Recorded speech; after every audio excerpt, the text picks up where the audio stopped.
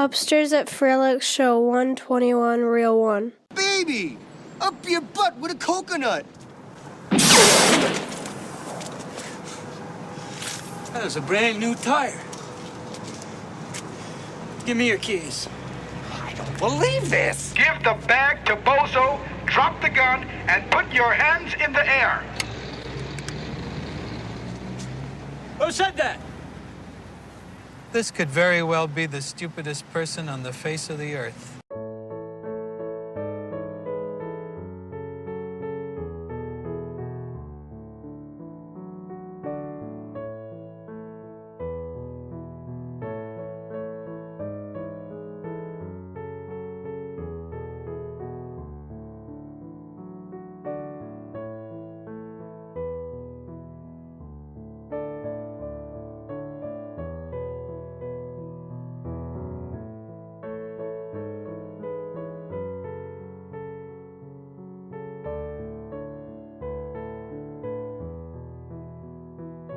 It's been kind of a very rough 2 weeks for me. This is the season finale of Upstairs at Froelich. I've gotten some incredibly nice notes and words from listeners. We don't have many listeners, but I was given some advice from a listener, and I don't know why I don't do this or I forget to do this, but I should encourage our listeners, because he said to me, you should probably encourage your listeners to like and share the show. Like and share the show. At the very least, it'll make me feel better, make me feel good, like Halle Berry. Make me feel good. Yeah, make me feel good. Make me feel good. Make me feel good. Like and share the show. Upstairs at Froelich. It's been a fun ride so far because the whole point of this is that John and I love movies. We even love crap movies as long as they're fun. You know, you have that spirit of fun, but the movie's a piece of crap or whatever. We'll like it. And as long as it's not Meridian. So, but tonight we're going to be talking about two really, really good movies, actually. I mean, like, it was so wonderful watching The Serpent and the Rainbow a few days ago. I think it was last week I watched it, and it was really rough. I mean, like, trying to get back on the horse and try to do things, and this movie was very therapeutic for me for some reason. It felt good watching it. I just love a movie like this. And I really love a lot of the work of Wes Craven. I think he was a fantastic film director. He was. Okay, I started my vintage cable box review column a few years back, and I wasn't intending on starting it with Swamp Thing. Swamp Thing was one of a couple of reviews I had written up. I was going to start it with Easy Money. I think that was going to be the one, Rodney Dangerfield. But then Wes Craven died, so I was like, shit, I might as well just start this column with Swamp Thing as a tribute to Wes Craven. And I'm really glad I did watching the movie. Oh man, what a wonderful movie Swamp Thing is. I'm not gonna lie to anybody out there. Last night was the first time I'd ever watched it. And I am a diehard Wes Craven fan, but for some reason, I'm not a big person when it comes to mysticism. I'm not a big fan of those type of movies. I just don't like them. But I finally sat down and watched it. And let me tell you, man, was I fucking wrong. Are you talking about? You're talking Serpent about and the Rainbow. Oh, Serpent. I thought you were talking about Swamp Thing, because I was Swamp Thing is the result of some kind of drug that they were doing in the swamp that turned Ray Wise into Dick Durock. I thought we were talking about Serpent and the Rainbow. I thought you said you never saw Swamp Thing before. No, I've seen Swamp Thing 972 times. I mean, that's Adrienne Barbeau, for fuck's sake. No, that's Adrienne Barboobs. Okay, all right. That's Adrienne Barboobs. Sorry, well, okay. Adrienne, we had to give a little pot shot in there for the scenes that we didn't get in America, but you got internationally. Oh, so, but then are now available on Blu-ray. Only if you get it from 88 Films based out of the UK, which I have. All right, everybody, make a note of that, and we love you, Adrienne. I just want to say that. So Serpent and Rainbow. Okay, now the thing about this movie is I first saw it as part of the Universal debut network on television. First time I saw it. I mean, because it was a premiere, one of those premiere things like we talked about before. We talked about these movies that would premiere in syndication as part of like a syndicated movie package, starring Bill Pullman in a very early role. Bill Pullman. This was definitely post Spaceballs. It was post Spaceballs, post Ruthless People, which is still one of my favorite roles of his because he's a total idiot. Bill Pullman was kind of like comic relief because he was like, he was a lone star. And then he was that guy in Ruthless People. But here, he's dramatic. He's kind of playing well, I'll get into the whole background because I read the book too. Actually, it was based on a book. This movie is a classic example of the language of cinema in direct dichotomy with a book upon which the movie is based. Books are written to be read, movies are made to be watched, and it's a different enjoyment factor for each of them. When you're sitting and reading a book, your imagination has to fill in all the blanks. Your imagination paints the picture. You know, it sets up the scene, it casts it for you with faces that you maybe see in your head, and the action or whatever's going on in the book is going on in your head. You're constructing it as you're reading it. But in a movie, everything is kind of taken down to the level of it's like a fascist dictatorship. They've decided who is going to be cast and what it's going to look like. But here he does a very fine job playing a character that's sort of based on the writer of the original book. The book is required reading actually these days in most colleges and universities. It's a non-fiction memoir about an ethnobotanist named Wade Davis. He's kind of like an Indiana Jones of like a real life Indiana Jones of herbs. We sure he's not a real life Tennessee buck? No, I don't think so. He's kind of scholarly looking. I mean, he's not exactly buff or anything. But I mean, like, he's an okay looking guy. But he discovers herbs and potions from all over the world, brings them back to the States so they can be studied and turned into medicine. And the character that Bill Pullman plays is named Dennis Allen. The movie's kind of a thinner pastiche, and it's only inspired by the book, and all the names have been changed. Right. Yeah. I mean, the whole thing, you can tell it's pretty heavily fictionalized. Yeah, and it's also, I mean, it's like very sensationalistic too, obviously. And right. Maybe the teensiest bit exploitative.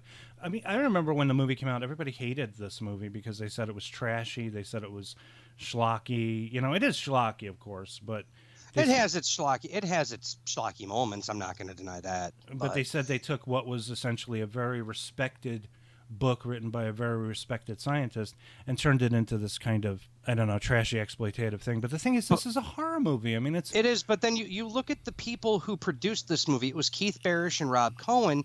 These were the two guys who were responsible for frickin' The Running Man. I want to say The Running Man, but 100% The Monster Squad. Yeah. So what the fuck did you expect? I want to say this was one of Wes's first projects that he worked on that he didn't write himself.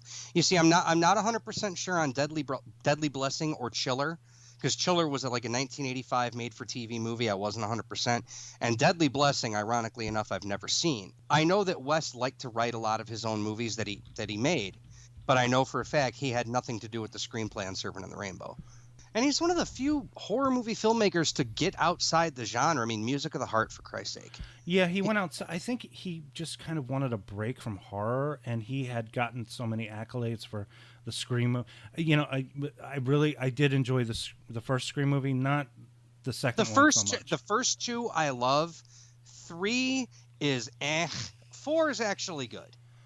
And he also wrote and directed New Nightmare, which I thought was fantastic. Again, kind of he's doing this thing that the writer of Scream started to do with the first movie, which is kind of be meta. He started being meta a couple of years before that with New Nightmare. That was the greatest thing about Wes. Like Wes was always ahead of the game.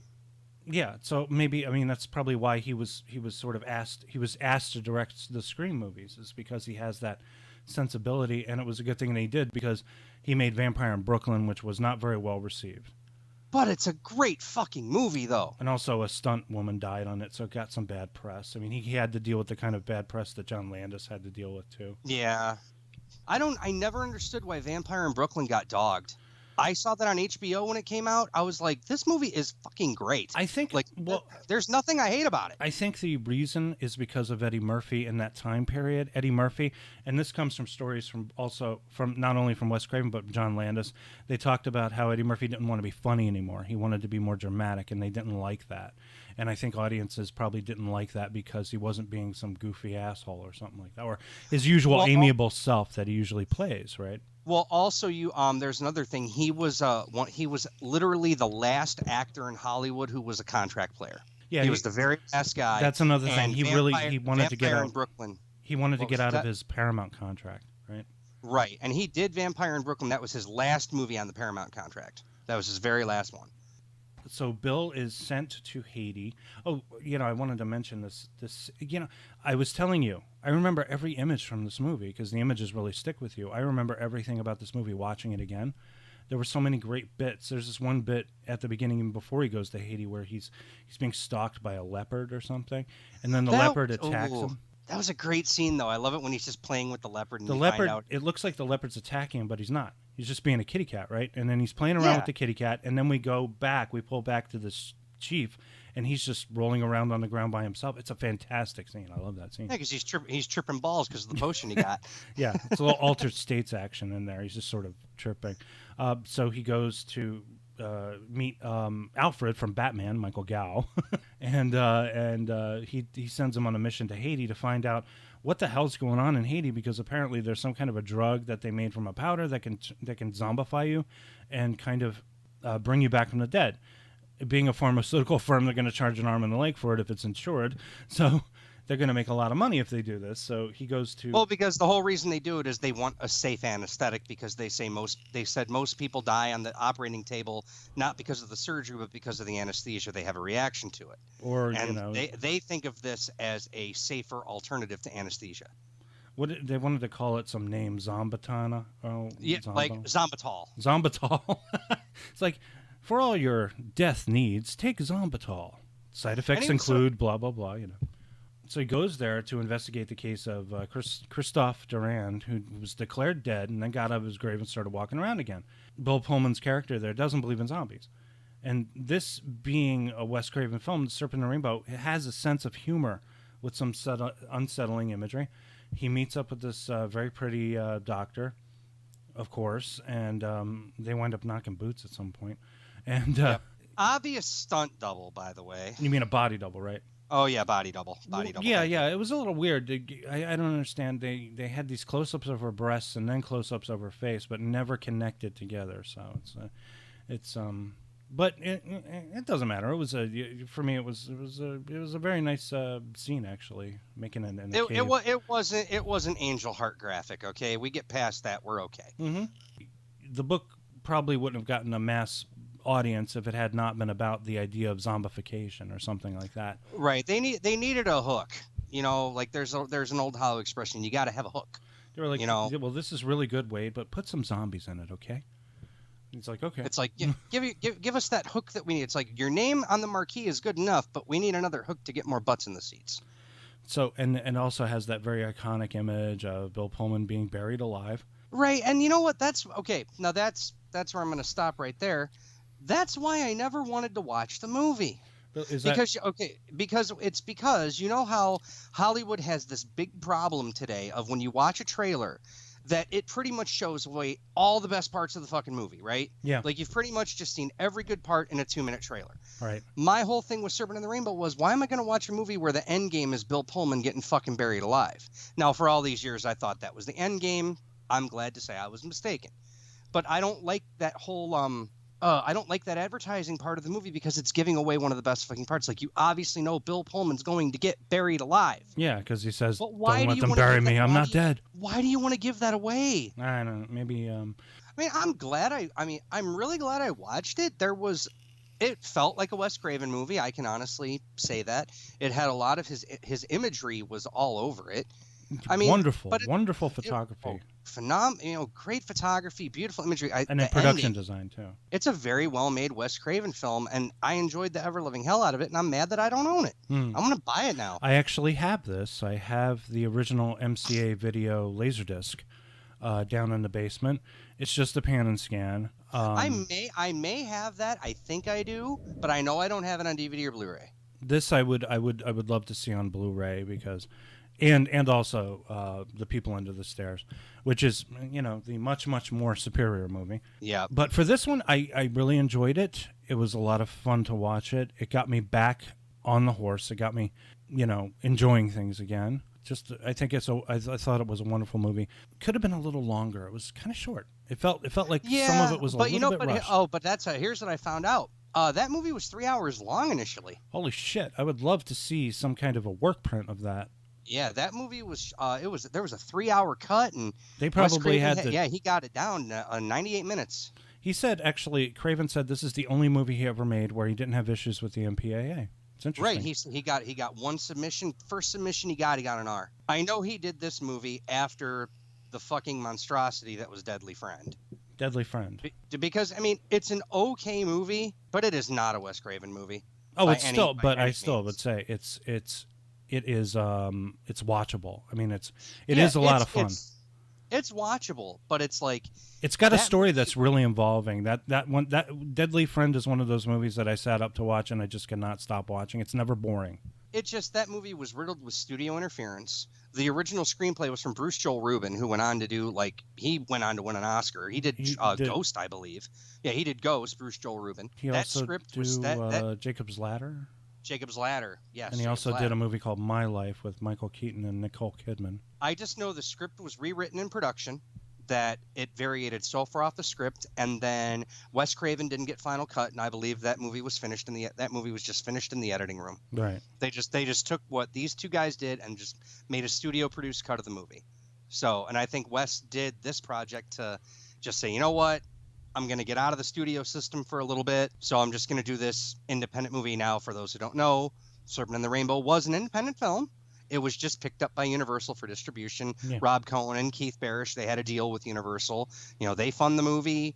They, you see whatever, but then Universal distributes it. Before we talk about The People Under the Stairs, we have to say that this Wes Craven thing, I like to call this the Universal Wes Craven trilogy. Okay, because we start with, Serpent and the Rainbow, but then a lot of people don't seem to talk about the middle movie too much, which is Shocker. Shocker, starring Mitch Pileggi. Peter Berg.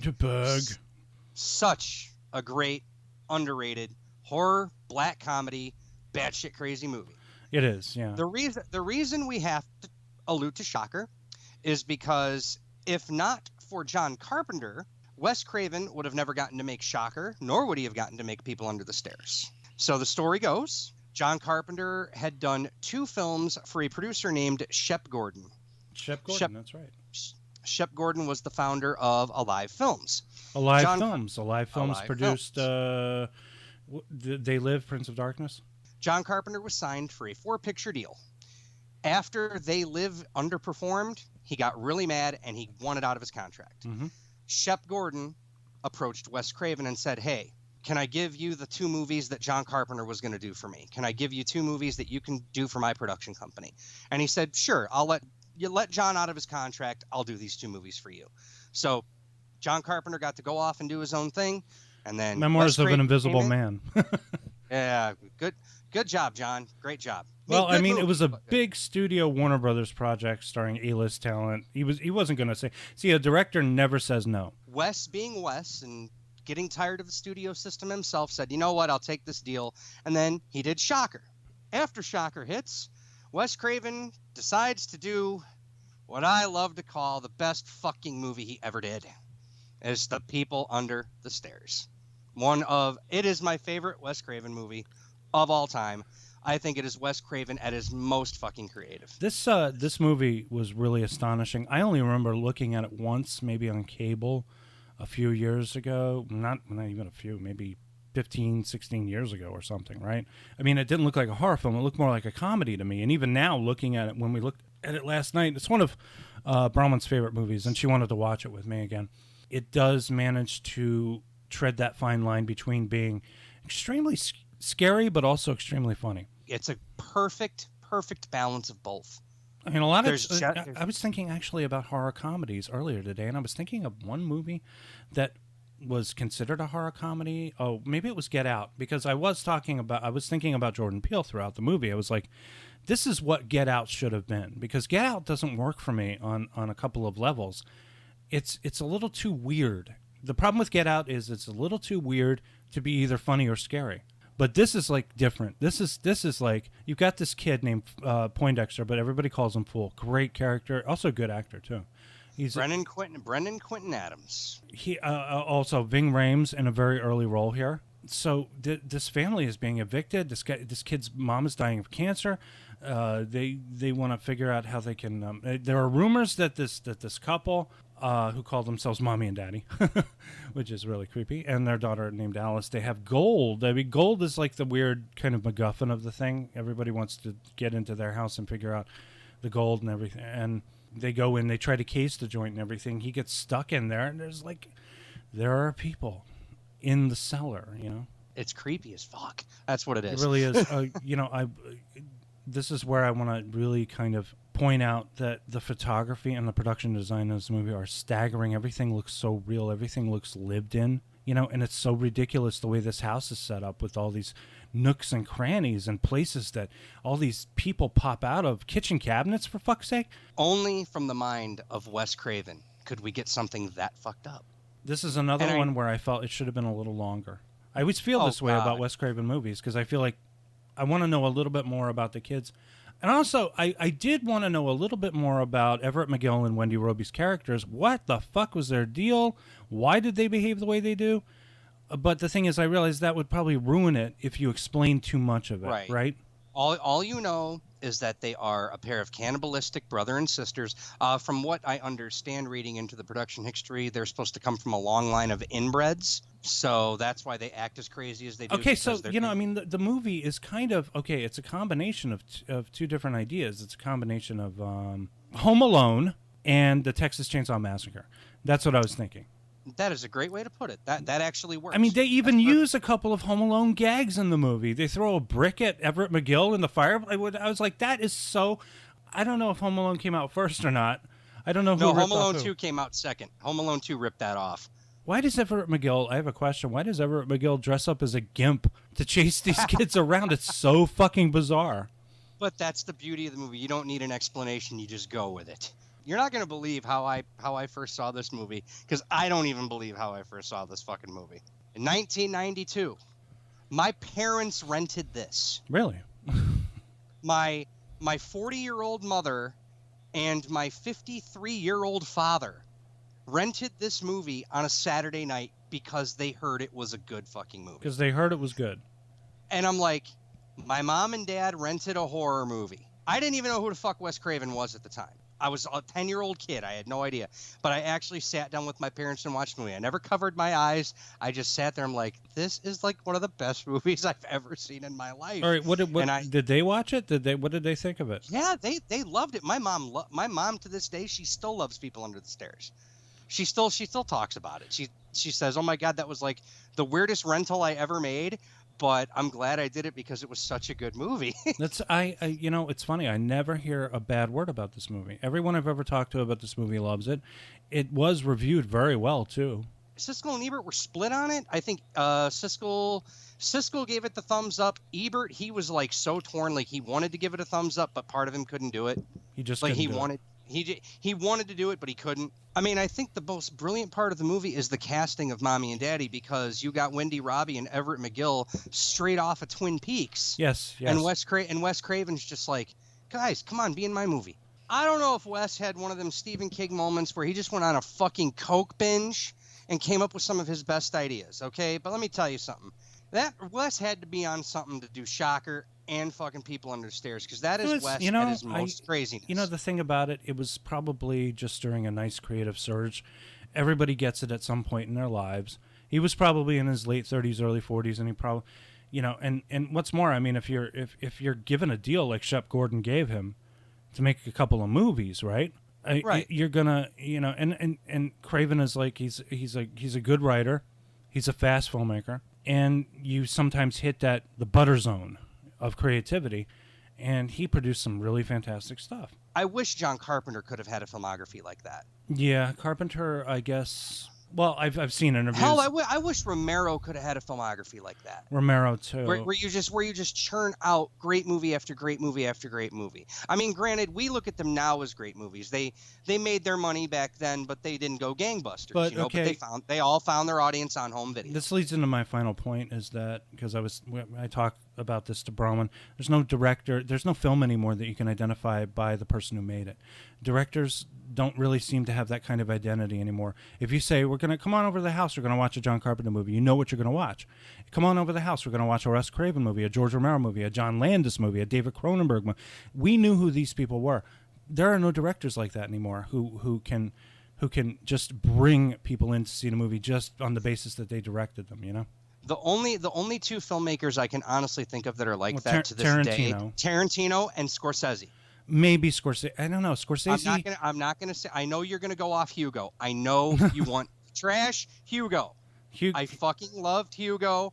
That was a Scorsese film. I was watching that. This was not a Martin Scorsese movie. I think that because you look at a movie being made these days, there's like 20 or 30 fucking producers on a film. You know, one is responsible for this, one is responsible, and it's like they're the ones making the movie. There's no point to having a director anymore. I think Red Letter Media made that point too. They were like, there are no auteur directors out there who have a style and that you seek out. No, they're just hired hands. Just fucking do what we tell you. We're giving you the money. The studio's giving you the money, and we're supervising your ass. You knew you were watching a Wes Craven movie when you watched a Wes Craven movie. Yeah. That's how he ended his career. Yeah. He never was a hired hand. He never became a hired gun. He just went and did the shit he wanted to make. Yeah. Yeah. And we're glad that he left that stamp on movies in general. Yeah. What a fantastic legacy it was. It really was. That'll do it for this first season of Upstairs at Froelich. We get, like I said, like and share and all that stuff. But we get really nice notes from time to time. We got a really long one about Tennessee Buck and how I guess it was really good that we covered that. I mean, nobody ever talks about this movie, and we talked about it, and it turns out to be one of our more popular episodes. But thanks for listening, and it will, we're going to come back with some more stuff next year possibly. And I want to thank everybody. Also, I want to thank all the people who came out and support. Emotional support at a time in my life that was really bad, especially this guy over here who sent me a stream of the most disgusting, vulgar jokes I had ever heard, like all night last week, or the week before. If your spirits are down, try to find some vulgar, disgusting, completely inappropriate jokes, and they'll lift your spirits. And you know what they always said? I take the words of advice that I heard from a once great man named Kevin Smith. All the greatest money in the world is to be made through dick and fart jokes.